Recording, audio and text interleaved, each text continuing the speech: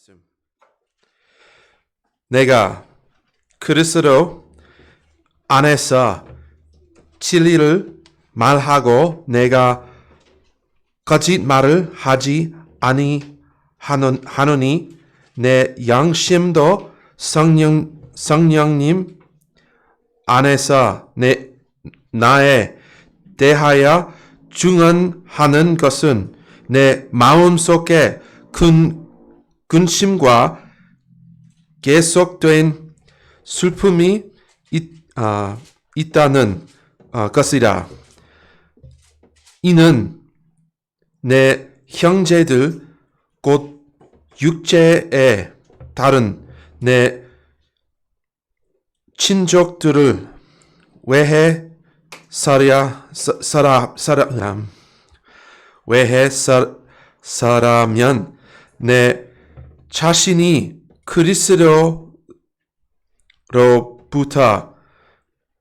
저주받기를 바를 수도 있기 때문이라.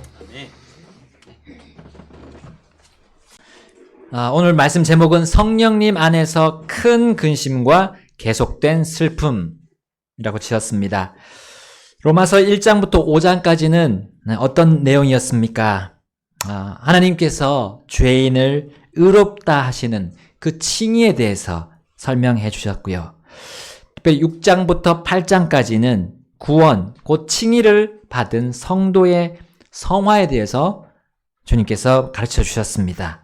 자, 그래서 우리는 지난 시간까지 하나님의 거룩하심을 성도가 이루어가는 것에 대해 보았습니다.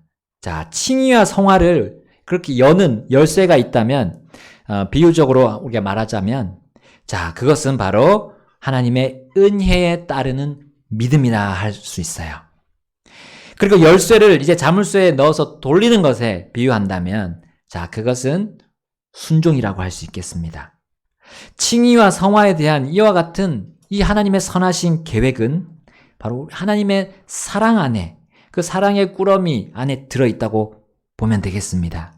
그리고 그 사랑이, 그 자체는 바로 예수님, 우리 주 그리스도시라는 것을 우리는 볼 수 있습니다. 또한 그분처럼, 그 예수님처럼 우리를 중보하심으로 인해서 우리가 거룩함에 이르도록 하시는 분이 바로 성령님이심을 우리 지난 시간에 보았습니다. 그 사랑의 영이신 성령님을 우리는 기억할 수 있다는 거 우리 지난 시간까지 보았고요. 자, 오늘부터 이제 시작하는 9장부터 11장의 내용은 이런 거라고 우리 말씀드릴 수 있습니다. 칭의와 성화의 선하신 하나님의 계획과 그 원리를 이제 실제적인 예를 통해서 보여준다는 것을 우리 9장부터 11장에서 볼 수 있어요. 자, 로마서 9장 4절처럼 자, 그 신뢰에 대한 대상자, 그 당사자는 바로 이스라엘 민족입니다. 바울은 성령님 안에서 이 자신의 양심도 증언하는 진리에 대해 지금 말한다고 로마의 성도들에게 알렸습니다. 자, 바울이 이제 그 앞에 있던 장들과는 다르게 이 로마서를 시작하는, 이렇게 특이하게 시작하는 그 진리에 대한 증언은 무엇이었습니까? 여기 보니까 2절 말씀에 이렇게 나와 있어요. 내 마음속에 큰 근심과 계속된 슬픔이 있다는 것이라 라고 있어요. 바울은 성령님 안에서 말하고 자신의 양심도 증언하고 있는 그 진리가 바로 이 큰 근심과 계속된 슬픔을 동반했다는 사실이에요. 그 진리가 뭐길래 그의 마음에 그렇게 근심과 슬픔이 있었겠습니까? 자, 우리 성령님의 9가지 열매를 지난 시간에 우리 암송했었는데 그 암송 안에 슬픔, 근심 있습니까? 없어요. 그러면 지금 바울이 막 자신의 연약함에 쌓여서 막 정신이 혼미한 그런 가운데 있는 겁니까? 왜 아닙니까? 성령님 안에서 지금 그렇게 하고 있다는 거죠. 지금 성령님 안에서 증언하는 것이 뭐냐 하면서 2절에 내 마음속에 큰 근심과 계속된 슬픔이 있다. 그러니까 지금 자신은 육신의 어떤 욕심에서 그 욕심을 이루지 못해가지고 막 큰 근심을 가지고 슬퍼하는 게 아니라는 거죠. 자, 거기 9장 3절 말씀 우리 다시 한번 읽어보겠습니다. 9장 3절. 자, 시작. 이는 내 형제들 곧 육체에 따른 내 친족들을 위해서라면 나 자신이 그리스도로부터 저주받기를 바랄 수도 있기 때문이라. 아멘. 바울은 성령님께서 가지셨던 그 근심과 슬픔에 동참하고 있었던 거예요. 성령님은 바울이 육신을 따르는 일로 인해서 근심하며 슬퍼하지 않으셨음을 우리에게 보여주고 있습니다. 성령님은 이스라엘이 저주 아래에서 계속 신음하고 있음으로 인해서 그 큰 근심과 슬픔을 가지고 있으셨어요. 여러분, 바울 당시에 그의 형제들, 친족들 누굽니까? 이스라엘 민족 아닙니까? 특히 유대인들 아니었습니까? 그들이 저주받고 있었어요. 그들이 로마에게 지배를 받고 있었던 현실이었죠. 그런데 그것이 하나님이 주신 저주의 전부가 아니었습니다. 그것은 그 저주의 그냥 일부분일 뿐이었어요. 로마에 속해서 그들에게 지배받고 있는 것은 그 저주의 단편적인 것일 뿐이었습니다. 왜냐하면 바울은 결코 예수님 당시에 그 제자들처럼 이스라엘이 로마의 속박으로부터 벗어나는 그런 꿈을 꾸지 않았어요. 그것을 갈망하지 않았습니다. 그는 동족이 이민족들에게 핍박을 받으니까 그것 때문에 완전히 근심에 쌓여 있던 건 아니었어요. 동족의 미래가 불투명하니까 슬퍼한 것이 아니었습니다. 그러면 무엇이 그가 성령님의 이스라엘을 향한 근심, 그 슬픔에 그가 깊이 동참했는가라는 거죠. 다시 말해 이스라엘이 저주받는 그 이유가, 그 핵심적인 이유가 무엇이었길래 바울은 동족들을 위해서 지금 로마서 9장부터 이렇게 언급하면서 그들을 위해서 저주받기를 바랬습니까? 자, 우리 거기 그리스도로부터 저주받기를 바랄 수도 있기 때문이라 라는 말을 보세요. 이것이 핵심입니다. 그것이 답이 들어있어요. 바로 그리스도와 관련 있는 저주받음이었기 때문이에요. 바울이 받고자 하는 그 저주받음은 그리스도와 관련되어 있었어요. 자, 일단 유대인들은 그리스도를 어떻게 했습니까? 바울 전부터 한 예수님 당시까지 한 3, 40년 전이었죠. 그리스도를 거절하고 있었어요. 많은 유대인들이 그리스도를 믿지 않고 있었습니다. 그래서 예수님을 믿지 않으면 하나님의 진노를 그 머리 위에 쌓고 있는 거잖아요. 그러한 가운데 있는 자신들의 동족, 믿지 않는 동족들을 보고 슬픔이 있을 수밖에 없었어요. 바울은 그들의 일상에서조차도 고통받으면서 그리스도를 믿지 않을 그런 이유가 없다는 거, 그걸 잘 알고 있었어요. 또한 그들이 하나님의 진노를 쌓고 있을 만큼 그리스도에 대한 지식이 부족했냐? 그것도 아니라는 거 바울은 알고 있었습니다. 그래서 다음 구절에서 말하고 있죠. 9장 4절 그리고 5절 상반절에, 앞구절에 이렇게 나와 있습니다. 그들은 이스라엘 사람들이니 그들에게는 양자 삼으심과 영광과 언약들과 율법을 주신 것과 하나님을 섬기는 일과 약속들이 있고 조상들도 그들의 것이요 육체에 관하여는 그리스도께서도 그들에게서 나셨으니. 양자 삼으심, 영광, 언약들, 율법, 하나님을 섬기는 일, 약속, 조상들, 그리스도에 대해 그리스도의 오심과 관련 있는 그 민족이 바로 이스라엘 아닙니까? 그 모든 것을 하나님께서 주셨어요. 이미 알려주셨습니다. 하나님은 이스라엘 민족이 그리스도를 믿고 받아들일 수 있는 충분한 조건들을 그 어떤 민족보다 훨씬 더 많이 주셨다는 거예요.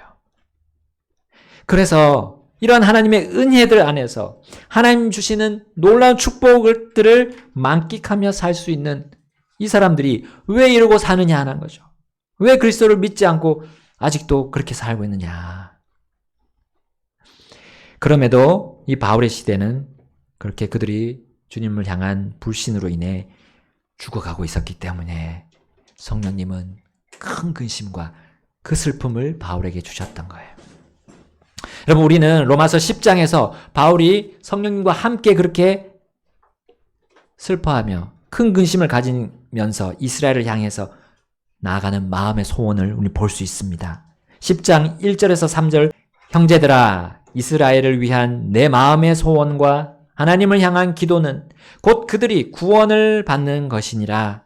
이는 내가 그들에 대해 증언하노니 그들이 하나님께 대한 열심은 있으나 지식에 따른 것이 아니기 때문이라. 함께 읽겠습니다. 이는 그들이 하나님의 의에 대하여는 무지하여 자기 자신의 의를 세우려고 애쓰며 스스로 하나님의 의에 복종하지 않았기 때문이라. 아멘. 유대인들은 민족의 전통에 따라서 하나님께 대한 일을 열심히 하고 있었죠. 바울도 원래 그러한 사람이었죠. 바울도 그랬습니다. 자기의 목숨도 내어놓고 하나님을 섬긴다고 할 정도였어요. 그러나 문제는 하나님에 대한 지식이 없이 특별히 하나님의 의에 대한 것은 거부하고 하는 것이 문제였습니다. 이스라엘을 부르신 하나님께서 그들을 부르신 목적을 모른 채 하나님을 따르면 어떤 수고를 하는 겁니까? 헛된 수고를 하는 거죠. 여러분, 이러한 그들의 수고가 결코 그들을 구원에 이르게 하지 못하는 것은 당연합니다. 로마로부터의 독립이 하나님의 구원이 아니었음을 유대인들은 받아들이기 싫었어요. 물론 예수님의 제자들 중에도 그 사도들 안에서도 처음에는 그 구원이 하나님이 창세전부터 계획하신 그 구원보다 더 크게 보였던 거예요. 로마로부터 건진받는. 바울 역시 그러한 유대인들의 의를 따라서 내달렸던 그의 과거가 있었잖아요. 결국 그것은 하나님의 의가 아니었고 사람이 만든 의였다는 거죠. 여러분, 우리는 대한민국이라는 그 국가에 대해 자랑스러워해야 합니다. 우리가 애국심을 가져야 됩니다. 우리나라를 위해서 애쓰신 분들 기억해야 되고 잊지 말아야 됩니다. 그들의 노고를 폄하해서는 안 됩니다. 그러나 하나님의 지식, 하나님의 의보다 사람들의 그러한 것들을 높여서는 안 됩니다. 하나님께서 계획하신 의보다 사람이 그 민족성을 너무 강조한 나머지 그 민족의 의를 지켜 세우면 위험하죠. 우리나라와 국민들의 독립, 그리고 자유, 평화, 평등, 번영을 위해서 한 목숨 바친 우리 위인들의 그런 공로를 우리는 기억합니다. 그리고 잊지 말아야 되죠.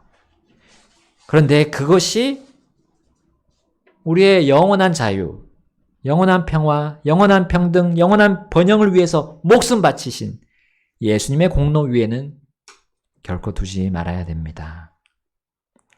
자, 이런 의미에서 우리 이 공산주의는 하나님의 의와 일단은 배제가 되죠. 배치가 되죠. 대치가 됩니다. 반대입니다. 근데 그렇다고 자유주의나 하나님의 그런 여러 가지 정치 체계들, 그런 것들이 하나님의 의와 100% 일치한다고 여기면 또 안 되죠. 우리 사람들의 각종 사상들이 하나님의 진리 위에 있도록 하게 하는 거, 이거 누가 하는 겁니까? 세상을 이끌고 있는 전술이 어디서 나옵니까? 이러한 전술. 이 세상의 신, 이 세상의 통치자라고 부르시는, 하나님께서 부르시잖아요. 그렇게 부르시는 마귀 사탄에게서 나오는 겁니다. 우리는 그가 세상을 위아래로 다니고 또 세상 전체를 두루 다니면서 뭘 하고 있는지 말씀하시는 걸 우린 기억합니다. 삼킬 자를 찾는다 했어요. 삼킬 자를 찾는다고. 이거 우리 무지해서는 안 됩니다. 교회는 세상으로부터 분리된, 구별된 특이하고 특별한 무리입니다. 세상 사람들의 논리에 깊이 빠져들고 거기서 뭘 몫을 얻으려고 할 필요까지는 없습니다. 결국 하나님의 지식과 진리, 이 복음보다 더 높이는 이 사상들, 이 사상들을 놓고 우리가 싸우는 일은 막 목숨을 다해서 싸우는 일은 없어야 될 것 같아요. 여러분, 우리는 좌우가 이렇게 항상 대립하는 거 봅니다. 항상 대립해. 그런데 정반, 그 다음에 합이라는 원리가 있잖아요. 정반합. 자, 그 합이 결국에는 하나님의 말씀대로 우리 보게 되면 이제 국수주의라고 하잖아요. 국수주의. 전체주의라고 하잖아요. 그쪽으로 나가게 되어 있습니다. 정반합. 그래서 이제 나중에 주님은 누가 올 거라고 성경에 기록하고 있습니까? 적그리스도가 이 세상을 통제하고 완전히 다스릴 수 있는 세상이 되게끔 인도할 거예요. 그가 인도하도록 하나님께서 그 모든 것들을 허용하고 계십니다. 여러분, 이 대목에서 우리 하나님은 민족에 대해서 어떤 시각을 가지고 있는지도 우리는 이 이스라엘 통해 말씀해 주십니다. 이스라엘의 민족적인 독립이나 자유를 하나님의 독립이나 하나님이 하시는 그 자유보다 높이지 않는 것이 이 바울을 통해서 오늘 우리에게 설명해 주고 계시죠. 마귀로부터의 독립과 자유라는 그 주님의 영원한 진리를 바울을 통해서 높이고 계십니다. 이 땅에서의 독립과 자유는 이 땅에서만 해당할 뿐임을 보여주십니다. 민족의 독립과 자유가 주어지거나 주어지지 않을 수도 있다는 것, 결국 하나님의 손에 달려있다는 거죠. 우리가 아무리 애써도 민족을 위해서 싸우고 해도 그것이 오지 않을 수도 있어요. 또 그것이 꼭 이루어져야 우리가 반드시 행복한 것도 아닙니다. 바울은 자신의 동족이 하나님께서 창세전부터 계획하신 영원한 구원을 받기를 성령님의 인도에 따라서 갈망했던 겁니다. 바울은 다음 구절에서 이렇게 말합니다. 로마서 9장 6절에서 8절, 로마서 9장 6절에서 8절 보겠습니다. 제가 먼저 읽겠습니다. 그러나 하나님의 말씀이 효력을 상실한 것 같지 않도다. 이는 이스라엘에게서 난 자들이 모두 이스라엘이 아니기 때문이며 또한 그들이 아브라함의 씨라고 해서 그들 모두가 자녀들은 아니기 때문이라. 오직 이삭 안에서 내 씨가 부름을 받으리라 하셨느니라. 함께 읽겠습니다. 다시 말하면 육체의 자녀인 자들 곧 이들이 하나님의 자녀들이 아니요 오직 약속의 자녀들이 그 씨로 여겨지느니라. 아멘. 하나님의 말씀은 결코 그 효력을 상실하지 않습니다. 그럼에도 이 바울이 하나님의 말씀이 효력을 상실한 것 같지 않도다 이렇게 좀 애매하게 표현한 이유가 무엇일까요? 저는 하나님의 말씀의 효력을 믿지 않고 있는 그 유대인들의 모습을 이렇게 빗대어서 보여주었다고 생각합니다. 유대인들은 자신들이 아브라함의 씨라고 주장했어요. 아브라함의 자손이다라고 믿으면서도 그들은 정작 아브라함에게 약속하신 그 약속의 자녀가 될 수 없었던 거예요. 예수님 때도 그랬죠. 이 바울의 때도 여전히 그러한 유대인들이 많았던 거. 여러분, 그리스도에 대한 불신은 이 바로 말씀에 대한 불신과로 이어지는 겁니다. 하나님께 대한 불신으로 이어지는 거예요. 하나님의 약속을 믿는 자들은 하나님의 자녀들입니다. 당시 많은 유대인들이 그리스도에 대한 그 하나님의 약속을 믿지 않음으로 인해서 그 말씀의 효력을 받지 못했던 거예요. 성령님은 이러한 상황을 얼마나 애석하게 생각하십니까? 우리 교회에게 주어진 여러분 하나님의 말씀은 다른 교회들이 받은 그 말씀보다 훨씬 많지 않습니까? 우리가 가진 이 정확한 정말 보존되었다고 우리가 믿는 이 성경 얼마나 확실한 진리들로 가득합니까? 우리는 다른 교회들보다 이 성경 안에 있는 하나님의 말씀에 대한 효력을 우리 더 굳게 믿어야 하지 않겠습니까? 다른 교회들보다 더욱 우리가 이 말씀 안으로, 이 하나님의 뜻 안으로 들어가야 하지 않겠습니까? 여러분, 우리는 예수님과 바울 당시에 믿지 않은 그 유대인들이 지식만으로 알았던 그 진리들을 우리 직접 소유하고 있습니다. 우리는 양자 삼으시는 영을 소유하고 있지 않습니까? 유대인들은 단지 지식만 받았지만 우리는 그거에 대해서 정말 소유했어요. 믿음으로 소유하고 있어요.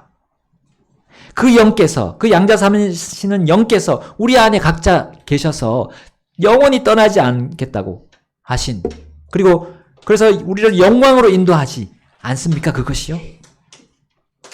새 상속 언약이라고 하는 그 예수님의 보혈, 피, 그리스도의 피를 통해서 우리 율법으로부터 자유롭게 된 참 자유를 얻은 우리들 아닙니까? 또한 우리는 그 참된 자유와 권능과 지혜로 정말 하나님께서 받으실 만하게 섬길 수 있지 않습니까? 주님께서 우리 각자에게 주신 은사들로, 재능으로 지원하면서 기쁨으로 우리가 주님의 일을 할 수 있지 않습니까? 모든 조건이 있지 않습니까? 또 우리의 조상들이 있습니다. 믿음의 조상들. 유대인들의 조상들보다 더 많은 조상들이, 우리 믿음의 조상들이 우리 앞에서 달려가지 않았습니까? 성경에 많은 조상들이 정말 우리 각자와 비슷한, MBTI가 비슷한 사람들, 인격이, 성격이 비슷한 사람들, 그 사람들이 이기고, 어떤 데는 지고, 또 이기고, 지고 한 걸 다양한 모습들로 보여주고 있지 않습니까? 성경 외에도 우리 앞에 달려가신 형제님들, 자매님들, 먼저 천국 가신 분들, 그분들의 간증들, 우리에게 정말 큰 격려와 도전이 또 위로가 되지 않습니까? 그 모든 믿음의 조상들이 하늘에 살아계셔서 여전히 지금도 우리를 격려해 주시고 응원하고 있지 않습니까? 이 모든 것보다도 바로 우리의 믿음의 창시자여, 믿음의 완주자라고 할 수 있는 완주자이신 예수 그리스도께서 하나님의 오른편에서 우리를 중보해 주고 계시지 않습니까? 그리고 우리를 양자 삼으신 그 성령을 통해서 말할 수 없는 그 신음으로 우리가 그렇게 어려운 때도 역시나 우리를 옆에서 계셔가지고 중보해주고 있지 않습니까? 여러분, 우리 너무나 많은 걸 받은 사람들. 로마서 9장 4절, 5절 제가 한번 다시 읽어보겠습니다. 그들은 이스라엘 사람들이니 그들에게는 양자 삼으심과 영광과 언약들과 율법을 주신 것과 하나님을 섬기는 일과 약속들이 있고 조상들도 그들의 것이요 육체에 관하여는 그리스도께서도 그들에게서 나셨으니 그분께서는 모든 것 위에 계시며 영원토록 찬송을 받으실 하나님이시니라. 아멘. 아멘. 이스라엘 사람들이지만 우리는 또 교회들로 해서 지금 제가 이 말씀에 의해서 여러분들에게 말씀드린 겁니다. 우리가 받은 것이 얼마나 많은가. 우리가 주님을 섬길 수 있는 충분한 조건들, 무엇보다도 우리 그리스도를, 이 놀라우신 그리스도를 우리가 높일 수 있는 조건이 얼마나 많이 받은 상태입니까? 이스라엘 사람들과 같이 하나님으로부터 놀랍고 귀중한 것들을 많이 받은 존재가 있다면 바로 주 예수 그리스도의 교회인 우리 강릉 믿음 침례 교회인 줄 저는 믿습니다. 그리스도께서 육체로는 이스라엘에게서 태어나셨지만 교회는 영적으로 그리스도에게서 났습니다. 얼마나 놀라운 사실입니까? 그리스도께서 영적으로 교회를 낳으신 거예요. 그리스도는 자신의 말씀으로 교회를 낳으셨습니다. 여러분, 우리 영동교회에서 주신 저 달력에 2월의 9절 보셨는지 모르겠지만 저기 아직 안 넘어갔네요. 거기에 야고보서 1장 18절이 있습니다. 제가 읽겠습니다. 그분께서는 자기 자신의 뜻에서 나온 진리의 말씀으로 우리를 낳으셨으니 이것은 우리가 그분의 피조물들 중에서 첫 열매에 속한 한 종류가 되게 하려 하심이라. 이렇게 나옵니다. 그러므로 교회는 진리의 말씀으로 살아가는 겁니다. 여러분, 본문에 의하면 어떻게 사는 것이 그리스도의 말씀으로 사는 것입니까? 9장 5절처럼, 로마서 9장 5절처럼 그리스도께서 모든 것 위에 계셔서 영원토록 찬송을 받으실 하나님이신 걸 우리가 보여주면서 살아가야 된다는 거죠. 바로 예수님께서 사신 것처럼 살아가는 겁니다. 그리고 예수님의 바톤을 받아서 바울이 살아간 것처럼, 바울이 산 것처럼 우리도 살아가는 거예요. 자, 그게 오늘 보여준 겁니다. 형제와 친족의 구원을 위한 정말 애절하고 갈급한 마음, 그 마음을 가지며 살아가야 된다는 겁니다. 여러분, 우리 강릉 시민들의 구원과 대한민국 국민들을 위한, 그들의 구원을 위한 우리는 애절함 가지고 있어야 됩니다. 그들도 그리스도의 말씀으로 거듭날 수 있다는 그 믿음, 확신 가지고 우린 끊임없는 기도, 그리고 물심양면 도와주는 그 도움이 우리 생활 삶 가운데 있어야 합니다. 여러분, 우리나라 사람뿐입니까? 과거에 우리를 지배하고 핍박했던 일본인에게도 그들이 복음을 받아들이고 믿도록 우리는 도와줘야 돼요. 과거로부터 지금까지 세계에서 최강국 국가로 온 민족을 지금 주름 잡고 있는 미국의 사람들에게도 그들이 구원받도록 도와줘야 됩니다. 하나님의 진리와 지식을 대놓고 거부하고 핍박하는 이슬람권 사람들에게도 그들이 주님의 사랑으로 구원받을 수 있도록 우리가 도와줘야 돼요. 성경과는 반대 논리를 가르치고, 그리고 이상한 논리를 가르치는 다른 종교의 사람들에게도 진리에 그들이 복종할 수 있도록 우리는 기도와 물심양면의 도움으로 도와줘야 합니다. 그리스도를 따랐던 바울처럼 우리가 그렇게 따라야 됩니다. 동족뿐만 아니라 이방인에게도, 다른 민족에게도 기도와 물심양면으로 가지고 도와줘야 되는 것이 주님께서 우리에게 주신 큰 근심, 그 슬픔인 줄 믿습니다. 이것이 바로 이스라엘에게 먼저 주신 하나님의 지식이었어요. 그리고 이제는 교회들에게 그것을 주고 계십니다. 교회도 그들처럼 그분의 지식들을 받았고요. 그 어떤 세상 사람들보다도 하나님의 마음의 뜻과 계획들을 주셔서 우리는 잘 알고 있습니다. 하나님이 무엇을 원하시고 무엇을 기뻐하시는지 이 성경을 통해서 우리 배우고 또 반복적으로 익히고 알아가고 있어요. 우리는 이스라엘처럼 주님께로부터 많은 것을 받았습니다. 그렇다면 주님은 자신의 심판석에서, 그 상의 심판석에서 또한 많은 것을 준 우리에게 많은 것을 요구하실 겁니다. 부담이 됩니까? 부담이 안 돼요. 왜냐하면 우리가 그걸 받는 비결이 딱 한 가지니까. 그분이 사신 것처럼 우리도 그렇게 살면 됩니다. 네. 우리가 거저받았습니다. 우리가 지옥에서 건진받는 거 거저받았습니다. 그리고 그 이후에 성화되는 것도 우린 거저받는 겁니다. 그분이 다 차려놓은 밥상에 우리는 숟가락 떠서 먹으면 되는 것처럼 거저받았으니 거저주라 하셨습니다. 이 시간 우리 주님께서 우리 각자를 살피고 계시고 세상이 줄 수 없는 평안과 그리고 자유와 번영으로 우리를 인도해 주고 계실 줄 믿습니다. 주님 앞으로 나가셔서 우리 개인적으로 기도드리겠습니다.